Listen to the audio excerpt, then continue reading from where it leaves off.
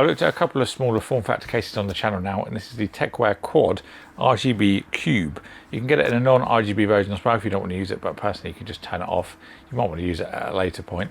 It's also available in black and white. I've got a white one to show you today. I think it's going to work with a little theme that I've got planned. So we're going to do a usual unboxing and overview. So let's get into it. Immediately you can see the nice perforations on the front. You can actually get this case out without having to adjust my table and everything, which is a nice change. Dense foam as well for shipping. There is a magnetic dust filter on the bottom. Doesn't really actually clip in, it just kind of magnets to the bottom. And there we go. Now, first thoughts, this reminds me of the BitPhoenix Prodigy. That was, I think they still make it, they've made a more updated version now, but this is certainly giving me those kind of vibes because you've got access from either side and then you've got your motherboard that sits in the middle. Of course, I'll show you as we go. There's that nice design on the top as well, not just on the front. Let's actually cover off the I/O because we can see it straight away. We've got a nice power button, there's a reset switch, we've got a headphone microphone jack and then two USB 3 ports. So going around from the I/O and then looking at the front of the case, there's actually a removable magnetic dust filter in here as well. A little bit more tricky to remove as it doesn't really slide, it just magnets down, but it is easier to put it in than to actually get it out because then you can just drop it down into place. Just underneath at the front of the case you can see that big RGB strip that runs the length of the case. This top panel can actually be taken off. If I just undo the thumb screw, this can then pop off. Quite a thick bit of metal actually, it's really heavy duty. We've got another magnetic dust filter, a bigger one on there. Then we've got our radiator mounting options on the top. You can do 220mm fans or 240mm radiator. This does also come out as well, so you can put all your fans and things on there, then put that in after. Makes life and cable management a little bit easier. Tilt this to the back. We've got a pre-installed 120mm fan on the top left. Slightly below is our I/O for our motherboard. As I mentioned, it's going to sit flat inside, which I'll show you in a minute. There is 4 expansion ports, which means you can support a micro ATX board, which I think a lot of people will like because they're easier to get, not to mention cheaper as well.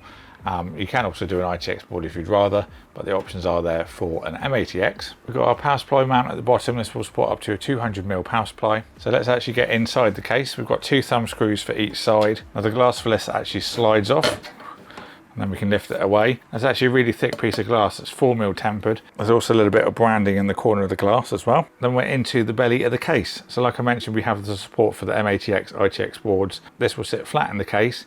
Then you can have your radiator go onto the top. Now there's 170mm clearance if you want to use an air tower, but of course you can use the AIO like I mentioned up to a 240mm. Might take a little bit of time just to get the orientation correct because obviously you've got quite long tubes on an AIO, and you might have to have a little bit of a play around to see which way it fits best.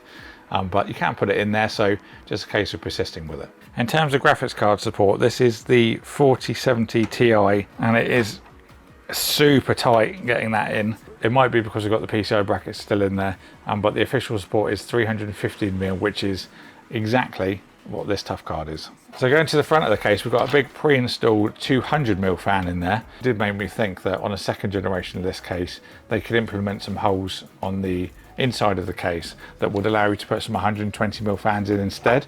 So you could put 4 like that. It might allow a bit more flexibility for people that might want to use the hard drive cages, for example, or for people that just want to make it look cool with 4 fans at the front, because I think that looks pretty awesome. So same deal on the other side to take off the glass. Again, 4mm bit of tempered. Then you can just see where you're going to put your power supply in a little bit better. There's some zip tie points inside the case for your cable management, but I would have thought most people will do as much as they can underneath so it's not visible on the inside, especially as you've got that black border on the glass.